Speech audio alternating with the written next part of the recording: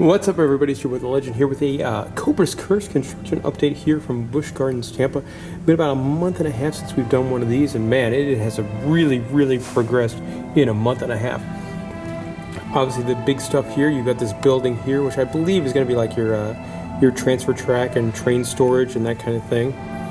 But I guess the biggest and most interesting thing is right here, and that is the elevator lift system that's going to bring your car. As soon as you board, you're going to board down here, then you're going to move forward, you're going to move onto the elevator lift, and then you're going to go right up there, which is really cool. You can see the mechanism right there that's going to take you to the top. And the ride looks really cool. You can see some wild overbank turns. You've got two of them, one right there and one right there. They look like they're going to be a lot of fun. You've got the stuff farther out of the savannah, which looks more regular of any roller coaster. But then check this out. There's going to be a dip and a turn where you go underneath the train tracks, and that looks really cool. So this is a ride I'm very excited about. I think the more I see of it, the more I get excited for it. And a lot of work going on here. You can see the, I'm still not used to this. I know I said this in the last update, but that drop over the Montu arc is just something I'm not used to. Also, Montu's closed right now for some repainting, so we can't get all the way back there, which is bad news. Yes, Piano Man. But overall, the ride looks really cool. I'm pretty excited for it. You can see the old Tuts Tomb building here is getting all sorts of work and walls and things like that. And it looks really fun. Obviously, the big thing they have to add is that giant snake. That's one of the things we're all looking forward to about this ride. But I think the highlight for me is going to be, you know, so many. I'm a big fan of Montu. I love Montu, and the dips in the terrain and going in all the trenches and things like that. It makes me love that ride. Which is why I really think I'm going to like Cobra's Curse, because it's got a whole bunch of things like this. So there you go. This is one view of Cobra's Curse. We're going to show you a couple more and then check out the rest of the park. Well, I've been sitting here looking at this for a little bit. And as the piano might tell you, I can tell by now it has two different elevators. You can see elevator 1. They might both be up there, but I'm not sure. But you can tell by the way the elevator track bows out like this, that it will be much like Pilgrim's Plunge, where they're going to sort of cross each other in the middle, which would add a different thrill element and help with capacity. So that's really good news. Well, one thing that's kind of interesting on our adventure here to Busch Gardens Tampa is that the construction wall is actually set up here for Cobra's Curse instead of farther into the Egypt area as they've been in times past. Now, Montu's down for some painting. And with Montu down for painting, there's really nothing much going on over there, as that man peering over the corner could tell you.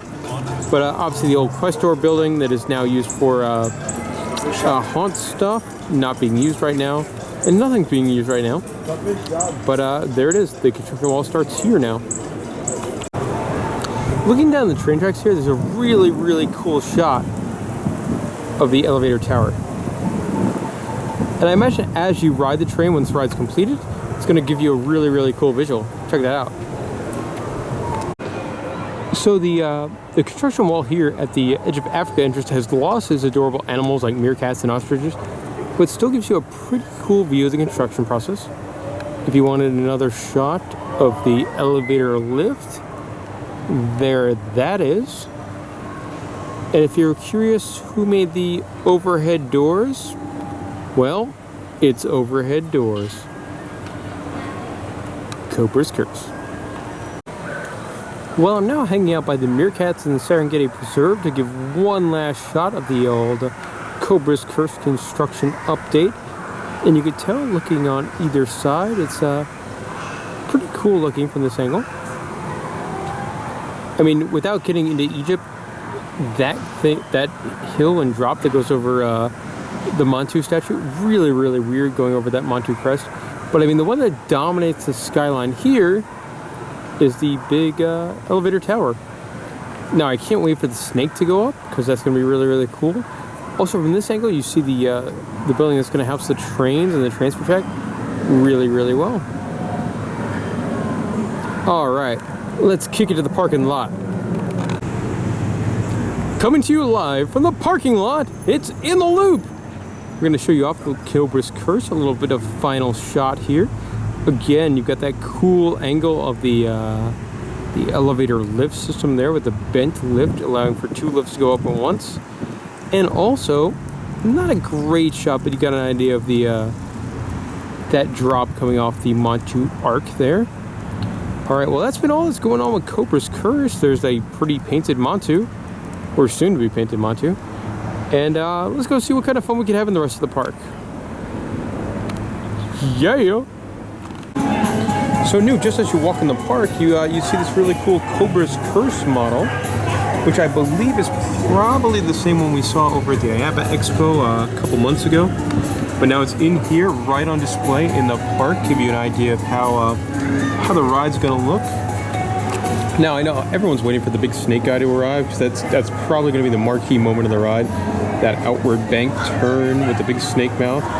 But again, the thing I like about the model, it gives you a really cool idea, sorry, glare is kind of an issue, of just how many trenches and stuff this thing's gonna have. You know, trench there, you go over here, and there's a whole bunch of trenches that goes under and around the train. So really cool. It's going to be a ride that interacts with a lot of different parts of the park. Also, you do get an idea of where the Montu Arch is there. And this big diving drop looks like it's going to be really fun to do a trench. That overbank turn looks cool too. So cool model just as you walk in here in the park. Holy moly. Well, right now we're here in the Painted Camel, and last time I was here they were building the Falcon's Fury on-ride photo booth, and now it's open. They have automated photos that take your picture when you're on the ride. And it's really cool, because honestly, I think it's one of the best on-ride pictures you could buy at a park, is your oh crap, the floor is falling out Falcon's Fury photo. I really like that. And plus, there's a bar that's not running, but it's a bar I could drink my beer at, so that works too. Well, I was wondering where the cameras were for this on-ride photo store, and I have found them. They are right there. Super duper camera-looking things. You can see them all around the ride. One here, one there. This is kind of interesting because it's a little bit elevated. It's over there. But there you go. Yay! So something I didn't get to do last year, but I really want to try out this year is the Busch Gardens Food and Wine Festival.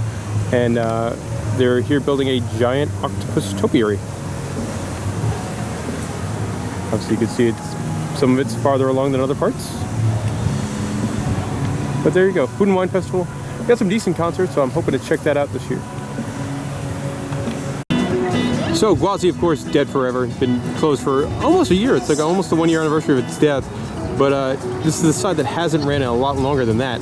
And check out with the super zoom how rusted that thing is.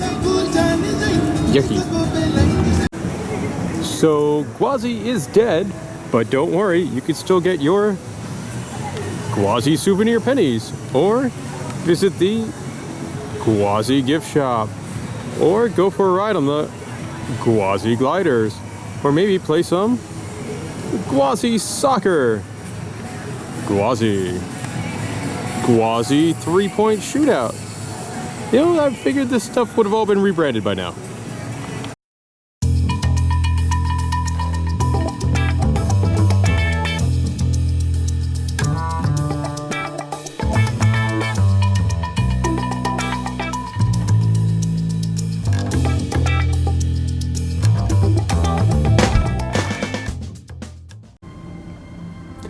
Hey everybody, it's the Legend here with a disruptive fucking